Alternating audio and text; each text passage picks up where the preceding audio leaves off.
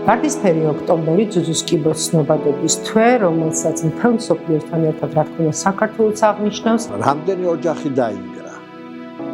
იმიტომ რომ მამაკაც მეუღლე ვერ შეიგუა.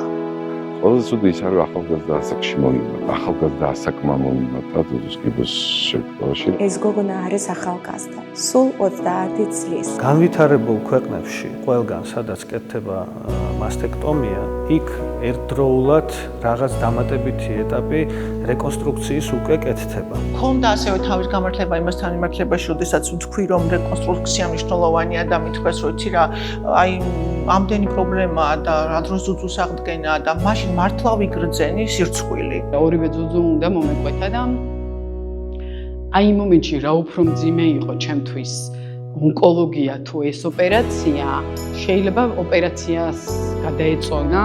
როგორ ფიქრობთ? გამოგვივა? აუცილებლად.